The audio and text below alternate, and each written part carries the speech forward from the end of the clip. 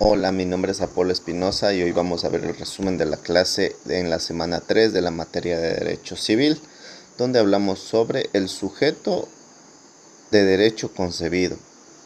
Se considera concebido o nasciturus el embrión desde su concepción y hasta su nacimiento, donde la concepción inicia una vez que ha pasado por todo el proceso de gestación hasta convertirse en un ser humano viviente. El Código Civil, artículo 60, expresa que cuando nace una persona y es separada totalmente de su madre, estos hechos son los que fijan el inicio de la existencia legal. Otra cosa en ese artículo es que si la criatura nace muerta o antes de ser separada de su madre, muere, esta se reputa como no haber existido. El tercer punto en este Código Civil, artículo 60, nos dice que en materia civil se presume que una criatura nace viva y el que diga lo contrario tendrá que probarlo. El Código Civil en artículo 61 también expresa: la ley protege la vida del que está por nacer. El juez tomará providencias para proteger la existencia del no nacido siempre que crea que de algún modo peligra.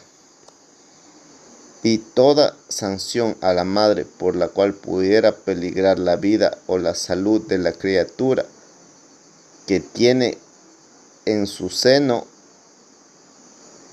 deberá diferirse hasta después del nacimiento.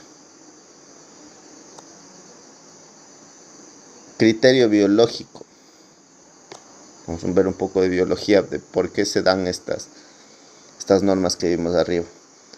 La concepción es la fusión de células sexuales cuando dan origen a una nueva célula cigoto conformada por cromosomas de un hombre y una mujer totalmente diferentes. Existen teorías que permiten la concepción como fecundación, singamia e implantación. La fecundación es cuando se unen el gameto masculino y femenino o espermatozoide y ovario. La singamia, en cambio, es el intercambio de información entre 23 cromosomas masculinos y 23 femeninos. Mientras que la implantación, o también llamada anidación, en las paredes del útero con la adhesión del embrión a la matriz. También, como otros criterios biológicos, tenemos el inicio de la actividad cerebral del embrión. El embrión realiza una selección discriminativa de acuerdo a sus capacidades. También vemos que dentro de este hay otro criterio de viabilidad del feto fuera del útero materno, donde es viable la vida fuera del útero siempre y cuando el feto se haya formado por completo dentro del vientre materno. Como criterio ontológico tenemos que es un proceso continuo donde el embrión se desarrolla en un ser humano y no en una especie.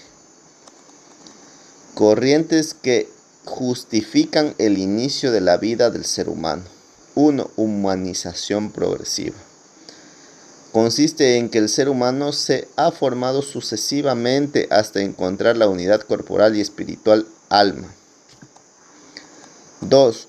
Humanización inmediata. Platón sostenía que el hombre en esencia es el mismo desde la concepción, puesto que en su naturaleza original ya tiene su doble dimensión, tanto la corpórea como la espiritual. En derecho romano, nasciturus es quien va a nacer. El nacimiento marca la existencia legal dentro del derecho romano. Teoría del ficcionistas. Los derechos se reservan hasta que nazca el nasciturus. Derecho antiguo español.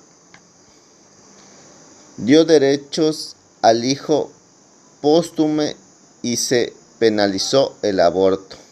Entonces, estamos viendo a lo largo de la historia que ya vimos que en el derecho romano el nacimiento marca la existencia legal, entonces tiene que nacer el primer niño. Entonces, en el derecho antiguo español, que viene a ser después, ya nos empieza a dar los derechos del hijo póstumo y que se empieza a penalizar el aborto.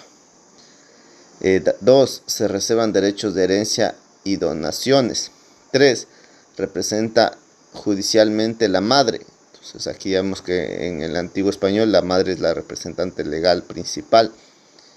Derecho indio y aborigen. Protegía la vida del nasciturus. En la Constitución de la República del Ecuador, ahora vamos a ver, a lo largo de la historia. El Estado protege en 1878, según el artículo 17, numeral 1, la inviolabilidad de la vida. En 1945, artículo 142, a la familia, el matrimonio y la maternidad. En 1967, artículo 30, el hijo desde la concepción y amparo al menor.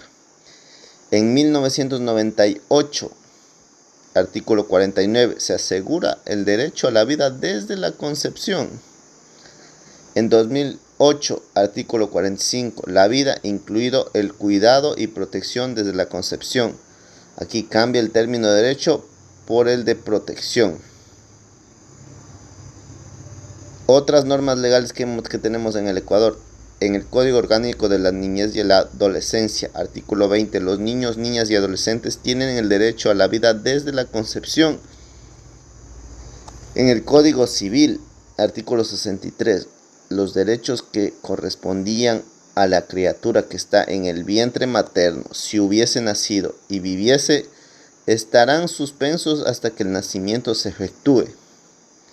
Y si el nacimiento constituye un principio de existencia, entrará el recién nacido en el goce de sus derechos, como si hubiera existido al tiempo en que le correspondieron.